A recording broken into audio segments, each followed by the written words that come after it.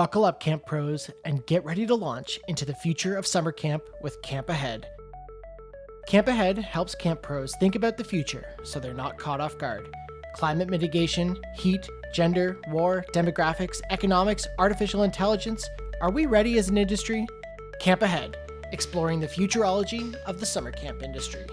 You can find our contact information and the many show notes from each episode at gocamp.pro/campahead. Your mission is campers.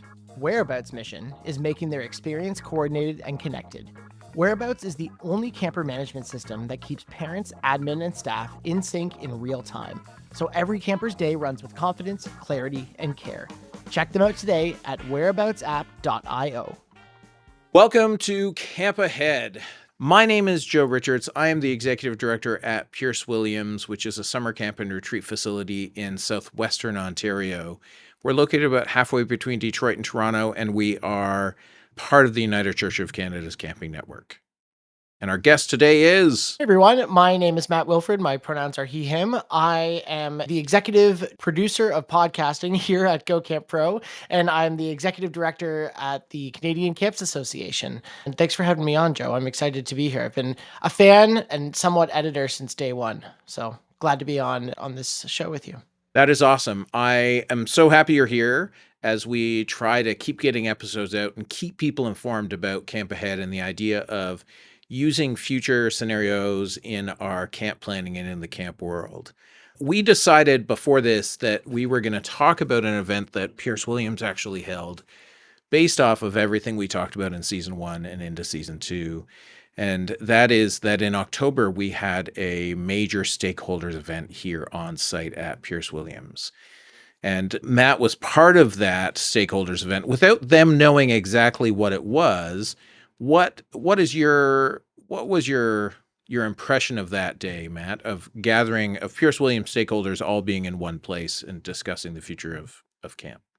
I mean, there's so many things that I'm sure we'll draw out in the discussion, but when I think back to it, what comes to mind is that it was such an invested community of people. And for my brief time at Pearce Williams, I probably knew maybe 30% of the people in the room, but it was clear to me how deeply these people were considering the future of Pearce Williams. And I think there was a lot of intentional things you did in the setup to it to get people into that mindset. And I'm sure we'll talk about that, but it was an incredibly invested group of a really good cross-section of stakeholders too. I at my table, there was a person who was an actual donor. There was a camp parent. There was myself as the past camp director. It was a really good cross-section of the community. And I think the perfect group of people to be thinking deeply about a place that they care about, like Pearce Williams. Yeah.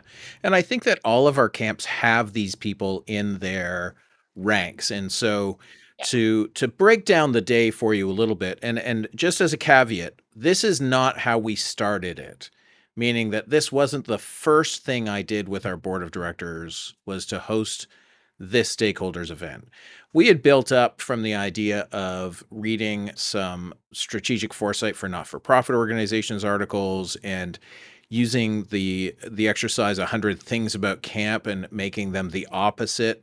These were all work we did in the board. I had copied down before we started recording, I'd copied down sort of out of our board minutes, we have a visioning and strategic planning section, which we've had for almost a decade, if not more. And really I built the board up to get to this stage in their belief of the way it changed their own thinking. So to describe the day, what it was essentially a giant stakeholders event where we did 3 different future scenarios that we had created. I had created with the help of augmented intelligence and myself, and edited these future scenarios set in the year 2035. The group of people that were there, we had 5 specific we wanted 5 specific stakeholder groups, which was part of our stakeholder mapping, which was another work we had done previously as a board. We had alumni as part of that stakeholders group. We had board members. Many of them were current board members who sat at those tables. We had donors, camper parents, and then I think and staff, permanent staff members. We did not have summer staff there. We asked for permanent staff members. And then some of the people who came were people who reached out to us who didn't fall specifically into, who could have fallen into many of those categories as we went. The layout of the day we had was, we started planning this in June of this year. And over the summer, we reached out to what our goal for the layout, and stop me if anything's not clear, because it's not clear in my head either, Matt. I think the layout was that we wanted 3 tables. That was our max number, and we're going to have 5 people playing future scenarios at each table. And then also at each of those tables, would be a facilitator, someone who could facilitate the conversation and manage it as it went, and also an observer, someone who had a history with Pearce Williams of some nature, who could write down comments and pay attention to things as they were happening, so that all of the participants didn't need to stop and take those notes, and especially if the facilitator could listen without having that duty. So a couple of things.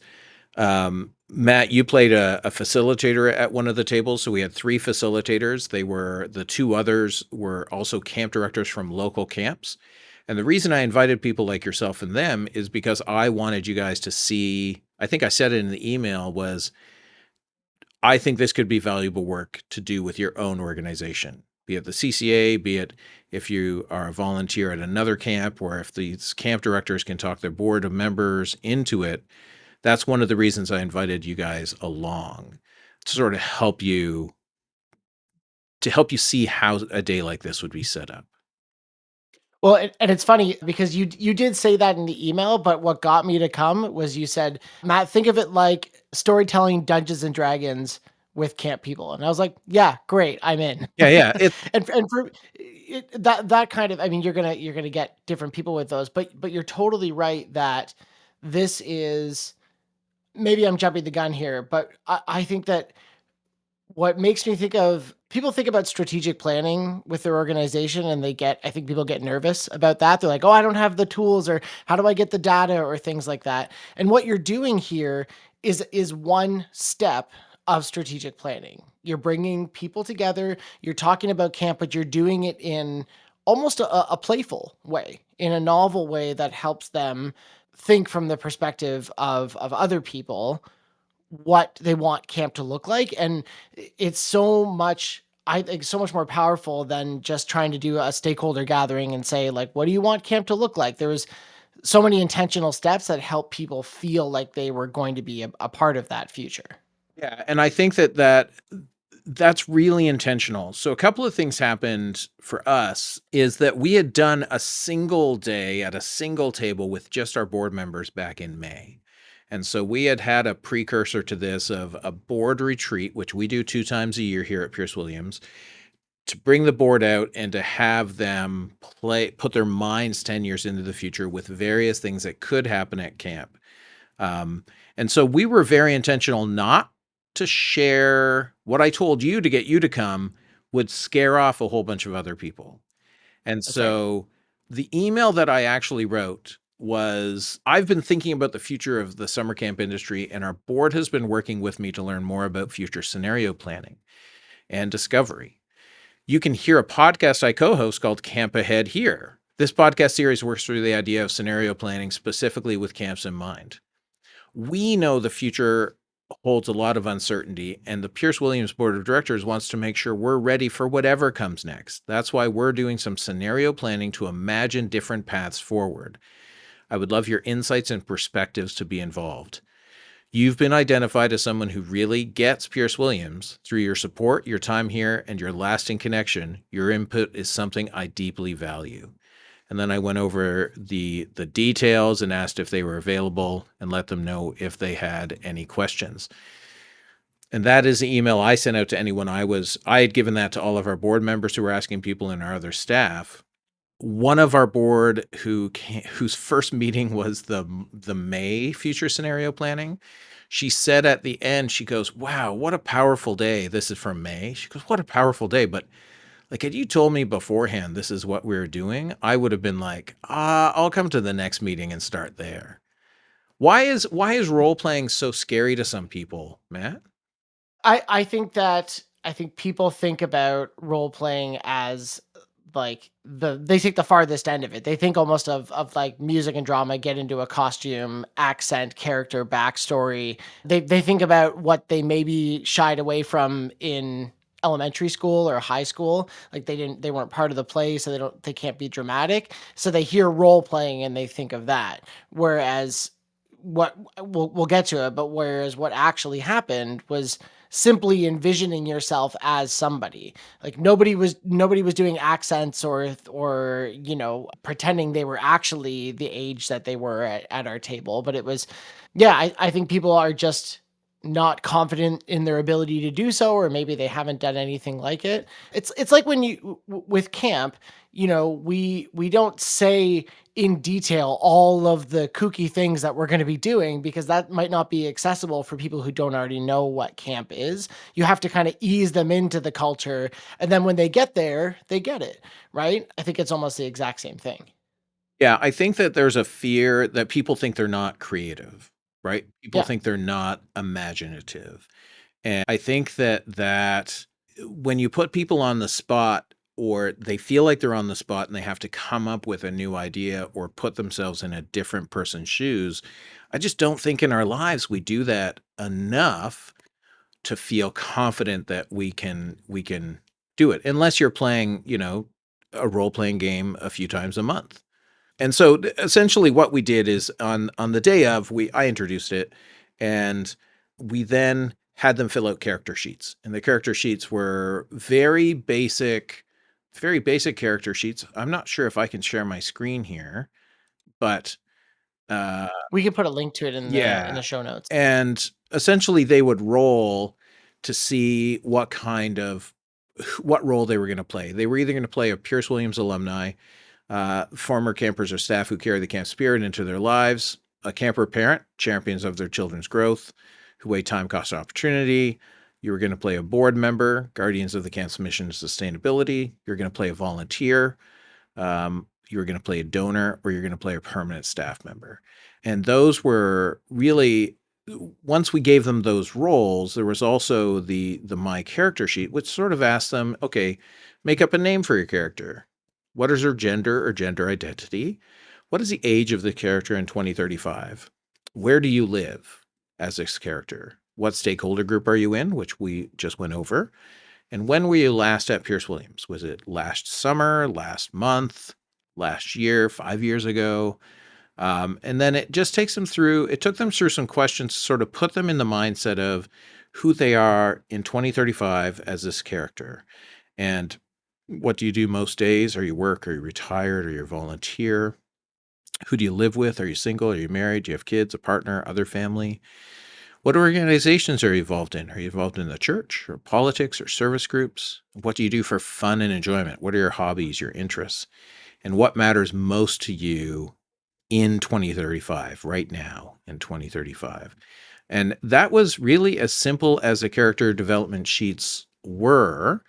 And for the most part, what happens is we gave them time to develop those characters, and then we immediately went into playing a scenario.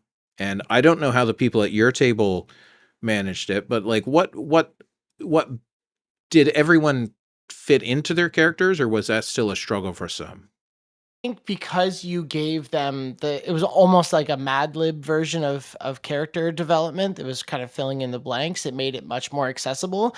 And I was really pleased with the creativity that my table brought. And I had, folks youngest probably 25 and at their oldest maybe in their late 60s, I think. And everyone did a great job. And I think, as the facilitator, I asked maybe a couple, different prompting questions to help them think maybe of their backstory or, what's your relationship like with your children? When was the last time you stepped on what was your last time on site like at Pearce Williams when you stepped there in that? And I think just reminding them at the start and throughout the process that they were living in 2035, that they had to, and that kind of helped them separate them from their personal identity. And we made sure that that their role was actually not connected to their personal identity, so that they as that everyone was on common ground of being out of their comfort zone. So if a person there was a camper parent, I asked them just to self-identify as we rolled the dice to determine what their role was. Just I said, if this is who you are, would you mind just switching it? And we made it work. And I think that put everyone on a common ground. And then we had everyone introduce themselves and ask. We were a little ahead. So I said, ask a question of somebody else at the table. And they were able to kind of get into the spirit of role playing before the stakes of the future of camp were upon them, when they would have to be making harder decisions or bigger statements about their character and their feelings towards what was going on. And the important part in scenario planning about playing someone is putting them into that future, and especially if they're not themselves, right? Because it is easy in some that I've done online, you can play yourself in a future scenario. And in fact, a lot of the ones online are so big, and you're not meeting people continually. You're doing it sort of as a self-reflection exercise. They want you to play yourself to understand how this is going to affect yourself in 10 years.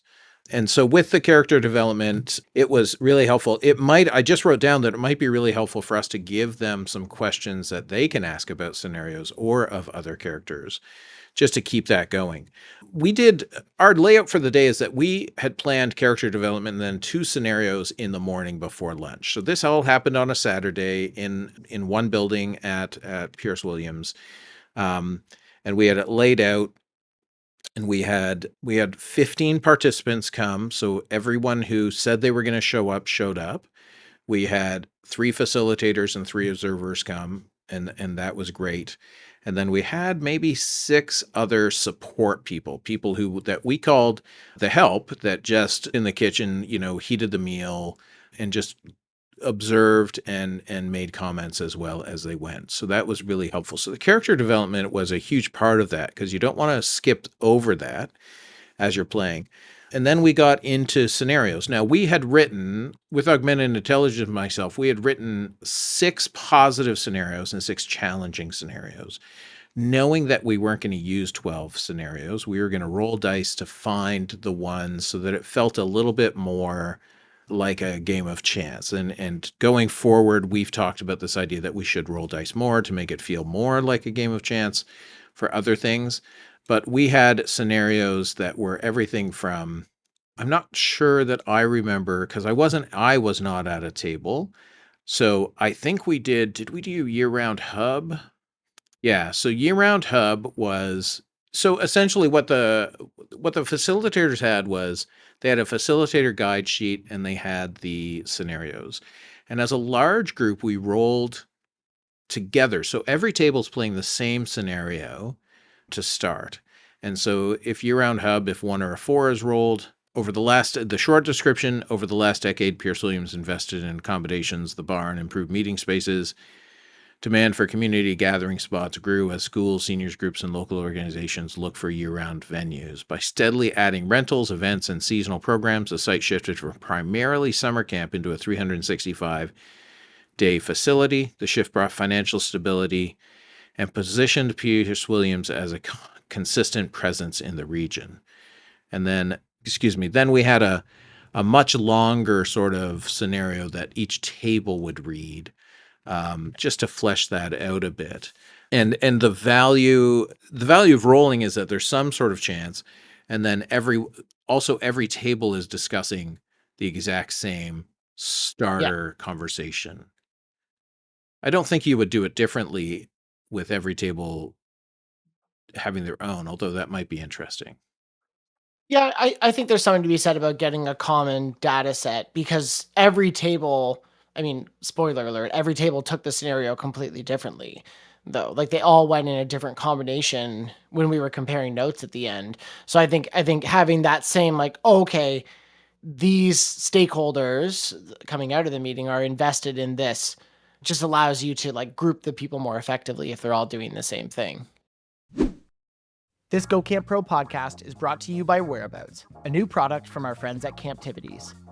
Ever had that heart-stopping moment when a camper accidentally goes home on the bus? but their guardian was supposed to pick them up, or when you can't confirm everyone's arrived at camp until noon, even though the morning meeting ended hours ago? What about those little moments that slip through the cracks, like staff not knowing it's a camper's birthday or missing a special event reminder? You're not alone. Camps everywhere are saying the same thing. They need a less manual, more connected way to manage the camper experience from drop-off to pickup. Introducing Whereabouts, the only camper management system that updates in real time across 3 interfaces: parents, admin, and staff. The parent app is attendance forward and includes all the features families expect: facial recognition photos, event calendars, news feeds, and more, giving parents peace of mind and your team fewer calls to handle. One system, one set of data, everyone in sync, all the time. From knowing where every camper is, to reducing office chaos, to helping staff feel more connected, Whereabouts help your camp run smarter, not harder. Book a demo today at whereaboutsapp.io. So there were 3 scenarios on the positive side and 3 scenarios. I think I only did 3 in the end. I said I did 6. Yeah, 3. It was 3 and 3 with the positive and negative augmentation. At some point in Joe's brain, I was like, oh, I need to do 6 of each. And then I was like, oh, we're not going to use anywhere near 6. The max we're going to use is 2. And I was like, how much effort do you need to put in? And the reality is you want to put in effort to get something that's interesting for people to hold on to. I was also surprised that what I call a positive scenario, some people saw as a challenge or a negative to it. And that's the thing about putting people in the future and having them play that, is that not everybody shares certainly not everybody thinks about camp as much as I think about camp. And what a good little testing ground too, to gather a bit of data on who your like supporters and detractors might be in your strategic planning too, right? Because that happens all the time as a camp professional. You're like, this is the thing we're going to fundraise around, and people are going to love it. Like we really think, and within your insular full-time staff community, you're like, oh yeah, okay, we all agree. We get into this group thing, and then your donations just like it goes like a wet blanket, and people just don't, because you just don't have access to your stakeholder group to test your theories off of. So I think and that allowed for nuance too, because even at the table you had different people who disagreed on how positive this scenario was. And that was actually where the magic was, when some people from, a camper parent saw this scenario of the all encompassing hub for Pearce Williams. Some people, the board member, the person who was playing the board member at the group, was like, great, camp is financially stable, we're doing good, we're going to be around forever, this is great. But then the camper parent was like, hold on, wait a minute, camp is supposed to be the focus. Like what's going on here? And it really created some creative tension at the table to help with that. So I think the scenario was like positively framed, and then the negative scenario was very obviously negatively framed. But you're right that people's nuance on the topic, well, it was fascinating to see people struggle with it, with like balancing their own thoughts versus their characters' thoughts. But there wasn't like one unified, everyone agreed that the good was good and the bad was bad. That was on every scenario. So to continue to that, we only did 3 scenarios. So we did 2 in the morning, we broke for lunch, we did another scenario. We then gave the participants a bit of downtime to go and sort of clear their head before coming back to do like a full group debrief. During that downtime, we invited the facilitators and the observers into a room, and we talked about what we had observed or learned. Then we wrapped the day up and sent them on their way. That makes the day sound really simple. It wasn't. It is simple in a way, but it's also this idea, and all of the work that I'm doing, and this podcast is part of this. I'm just trying to get to the point where I know sort of a pathway to make this happen for others, and for us as camping professionals to think about the future in a way that helps all camps, right? That we will all get better. I'm sure I'm oversimplifying the day, but it gave us as a board, myself and us as a board, a lot of insight into how the story you want to tell certain alumni and supporters, because it's not, the reality is, let's say for the Community Hub one, we are already doing a lot of that. And I think a lot of those people in that room didn't understand that we already do a ton of that, and that they still think that it's all about camp, which, as you who have worked for me know, that is our whole reason for being, is our raison d'etre is to do what needs to be done to give the campers the most amazing camp experience.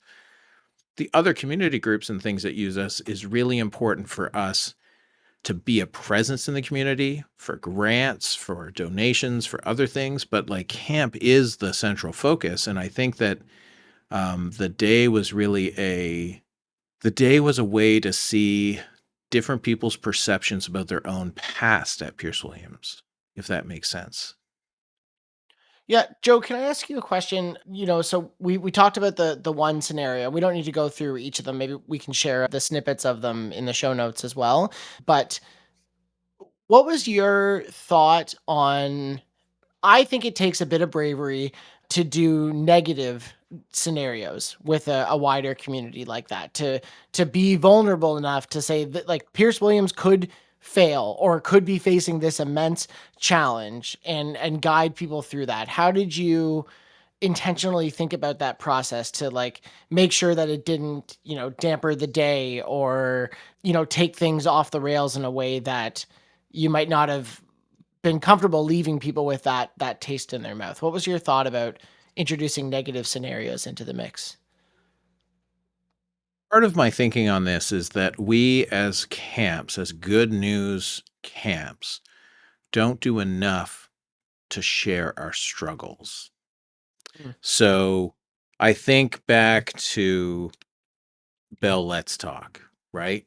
Where in the 90s, in growing up in the 70s, 80s, and 90s, mental health is not something you talked about. And I think that a lot of camps, even in their annual general reports, and a lot of nonprofits is that they rarely share their struggles until they're almost too far gone to be saved by any sort of long-term plan, right? When you hear about a nonprofit who's struggling, oftentimes it's something that needs to happen to fix it in the now.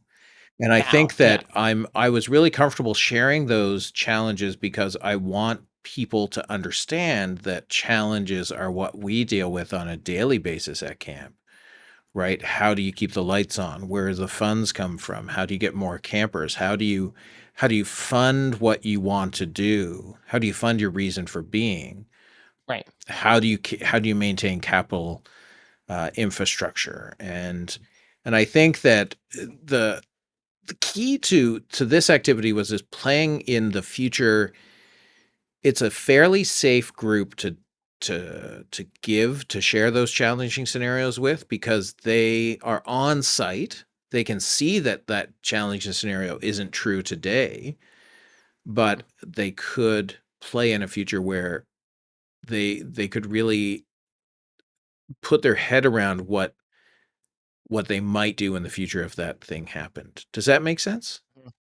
Totally. I mean, I think it created, I think because of the people that you chose, like this wasn't just a super wide open invite for anyone to come. I think the selection that you chose meant that those people were taking it seriously as well too. They leaned into the potential negativity, and even when camps do the last minute appeals for things, for the most part the community steps up and rallies. If you've made good relations with your community, whether that be your camp community, your donors, your parents, or the wider community, the community responds and steps up. So I think I don't think we should shy away from those types of things, because I think what reveals itself is the amount of care that comes from that community, and the amount, and you actually, I think we got out of the negative scenario, we got, I don't want to say better data because it really is subjective, but we really had people think more creatively because they were trying to bail camp out in a sense. So like, okay, what can we do here? What do we do now to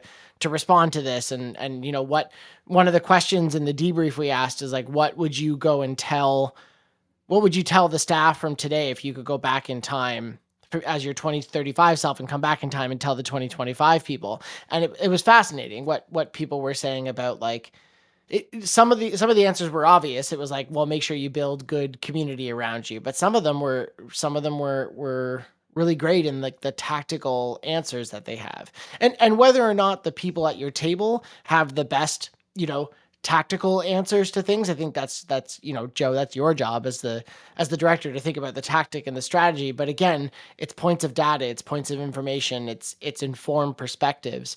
And I think that's what it's all about. You give people the agency in making their decisions, and they come through with the deep connections that they have to rally around your cause.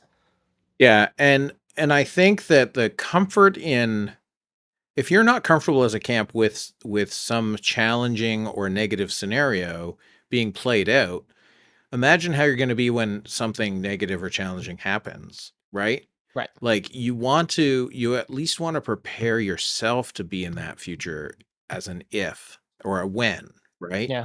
Yeah. And I think that the being intentional in this process of scenario planning, being intentional in who you invite into the room is good. There were a lot of wild cards in the sense that we didn't know if people would say yes, and we didn't know how there were some people who were much better at this than others. Is to be expected. It is using a side of the brain that not everybody uses on a daily basis. But it is a powerful it's powerful to hear these people talk about how much they love Pearce Williams. And so if you're to do this with your own facility, it would be amazing. And you need to balance that love with reality, right? So this is the idea of there's stories that of boards of directors of charity camps that get an influx of people who were staff in the late 80s, and they join the board en masse, and then they just want to turn camp back into camp as it was in the late 80s. And there's a whole Right. host of reasons why that would be a horrible idea. Um, but this is this is a safe place to play through those thoughts and see their love and understand some of the reservations they might have in either a positive or a challenging scenario, and also what their beliefs are about your facility. What their memory, because memory is a huge part of this, I realized, right? That people want camp to be like camp was for them, right? Even though the world has Mhm. changed around us, they want to make sure that the same feeling they got at camp, today's campers are going to get. And I think that was a huge takeaway for us as a board and a facility, was to know that our goal is to maintain a feeling while still moving forward in the world of events as we go. Joe, can I ask, just I know we're wrapping up soon, but you talked about the intentionality that you like built this up with your board before launching it onto folks. Could you give just a very high level timeline of the events and how you led up to this day, so you at least had a couple people at each table that were the pumps were primed for? Yeah, I think the important part is to remember how, because I met someone when I was in North Carolina at the Great Gathering about a month and a half ago, or about a month ago, who actually talked through the fact that they would like to know how this can be used in private camps as well. So I want to be really Hmm. intentional. If you don't have a board of directors and you're a private camp owner, you can still do this, but it's work on Right. your part. Do you have a group of advisors or whatnot? We as a board Mhm. many, many years ago decided that when I first started here, it was the board meetings were a lot of Joe talking, because I would literally give the updates as to what was going on at camp. And then at some point we realized that if they're and our board is not operational, meaning that our board is a visioning and strategic planning board, as we say. So they're a governance board. And so they should be doing visioning and strategic planning at every meeting. And so what we instead did many years ago was move to a board package going out a week before. All the discussion on that package happens over email. And then at the board meeting, we go into strategic planning after, right, is a set time. And so with that in mind, our board has already had this thought about how to move forward with, they need to talk about it. About a year and a half ago, maybe a year out, I started the idea of using Jane McGonigal's book, Imaginable, and some of the exercises that she has in there. So we did an exercise with, 100 things about camp that you know to be true, right? So we had the board members playing this activity where they just listed 100 things, right? Kids sleep in the cabins, kids have daily activities, kids eat 3 meals a day. Uh, you know, Kids come from Sunday through Friday. Anything about your camp that you knew was true. And so we did that exercise, the opposite, and then you turn it to the opposite. How in 10 years could that be different? The complete opposite. And so that is one of those things where you start people's minds just adjusting slightly to figure out what the opposite looks like. We then did a whole exercise on stakeholder mapping where we were like, who are our stakeholders and where are they? Are they important to, do they have a high influence over what we do? Or are they just, government is a stakeholder, but government is a Mhm. regulatory stakeholder without much interest in what Pearce Williams does in that sense. And so we did a 4-quadrant stakeholder mapping. That was a whole other period at a board meeting. We then talked for another board meeting about how do you get those stakeholders invested in the future planning work that we're doing, right? And what does that look like? And then the board and I talked about, okay, well, can we do it? They actually said, we're interested. Can we do a future scenario day? And so that was May of this year. And so Mhm. with that, I did similar. We had a small group of board members before our annual general meeting. We met for the day and went through 2 scenarios there. And that's where the board was like, wow, this really makes you think differently about camp. So we set up all of those things before the board was like, we need to do this with a larger group. And one of the challenges, because since starting this podcast in 2024, is that right? December 2024. December 20, so a year ago, Mhm. I have led some sessions at camping conferences. But I deem each thing that I do. So I did a session, Jess and I did a session at the Episcopalian Camping Conference about future scenarios. I talked about it at Think Camp. I talked about it at just different places. Every time you do it, it's building on the knowledge of how to do it differently, how to give people the Right. skills and how you would set it up. So what I'm doing is what I feel like I'm doing, Matt, is really going out and testing this in the real world so that I can come up with a how to help other Right. camps so they don't have to stumble through it. And one of the stumbling things is, what do you do with the information you gather from a future scenario day, right? Like, how do you use that information to choose your path forward, and what things do you do now? So, Joe, I think what you're saying is that there are some intentional things you can do, and you're still like play testing this, if you will, to get it out there for more people. So we'll stay tuned for sure, but we'll toss into the show notes any resources that you've picked up along the way, maybe any of the articles that you referenced to start talking. And I would say that, for me, as someone who's thinking about this for, organizations that I work with the CCA, and, when we want to introduce future planning to people, yeah, dropping all of this on them right away would be challenging, but it doesn't mean that you can't prime the pumps with these people and you can't like test them out with some. I think I'm trying to think of expanding this beyond the non-for-profit mindset, but you're right. Finding a group of close advisors, find some other camp professionals that you like find community with at conferences, and just like bring people out together, feed them, and say that I want to try this thing and I want to think about, what do camps in this geographic area, what are they going to look like in 2035, and how are people going to feel about them? And I think that when we approach it through this level of role play, then we allow ourselves to get out of the day-to-day mindset, right? Of worrying about our budgets, worried about, when our next donation's going to come in, the septic tank breaking down, all of those things. And we can zoom out for a second. And what I've learned from listening to Camp Ahead is that I reflect on myself. I don't think we take the time to think about the future. We don't take the time to think that far down the road.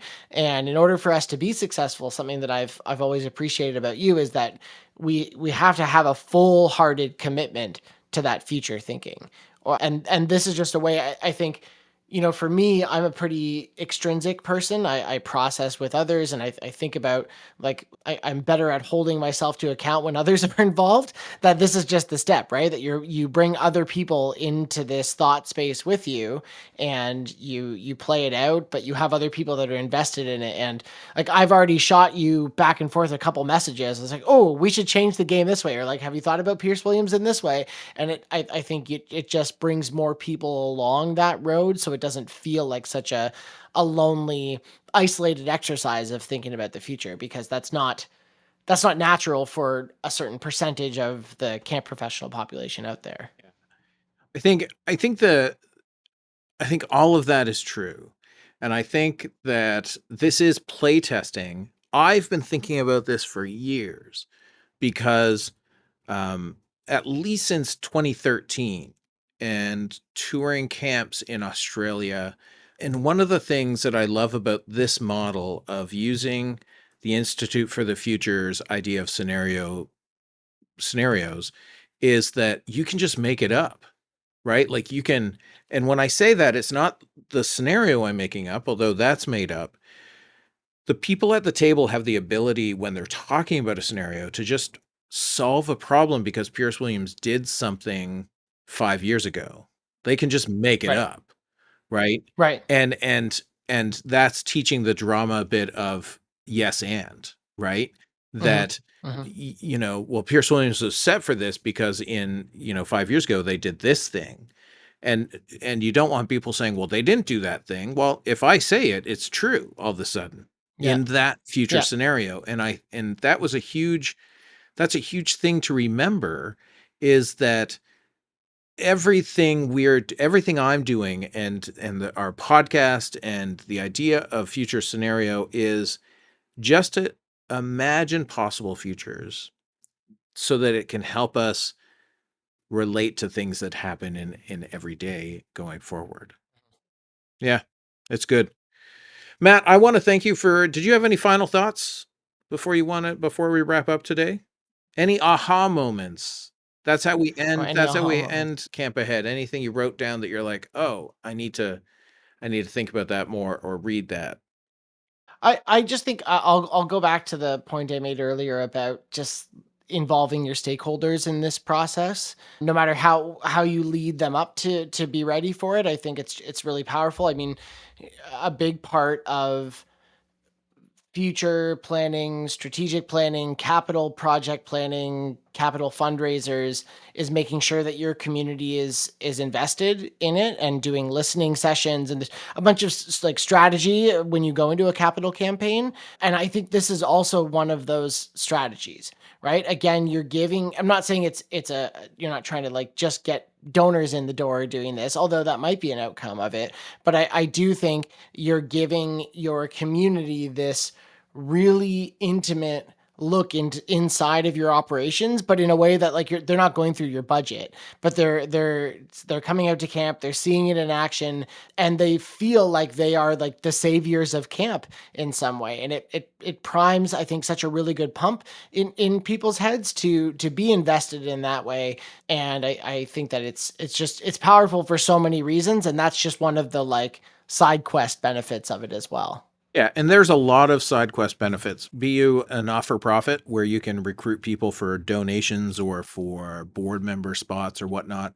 Or if you were to do Totally. this as a for-profit, I was thinking that my aha is that it's actually easier as a private camp because you don't need to get a whole board on side with doing it. You can just make a decision to do it, right? Like Fair. that's one of the things. There's a lot of side benefits to it, and it creates, one of my aha moments is that it it gives your own staff the ability to think differently about camp as well and know that they can think creatively about challenges when they come. So there's a lot of positives there. Yeah, that's great. I think that's it for today. Matt, if somebody wanted to reach out to you to ask you any more questions, how would they get in touch with you? Yeah, you can reach out at Matt, Matt, at gocamp.pro. If you want to chat about the podcasts or hear more about my experience at this wacky, weird, and wonderful feature planning scenario at Pearce Williams. And I think that everyone should be reaching out to Joe. And I know your email, Joe. It's joe@campisbetter.com because Life is life is good, good. camp is better. Camp is better. Yeah. Yeah. If you wanna reach out to me, you can find us on Camp is Better on all the socials with @CampIsBetter. You can also call me directly on my cell phone, 519-636-4285, or text me. Just let me know who you are and where you got my number. That is it for Camp Ahead this month. We will be back next month with another episode. Thank you so much, and let's look into the future. Thanks for listening to Camp Ahead, exploring the futurology of the summer camp industry. Don't forget to check out our contact information and show notes at gocamp.pro/campahead. Camp Ahead is part of the Go Camp Pro podcast network. Find a podcast for camp pros of every age and stage at gocamp.pro/podcast.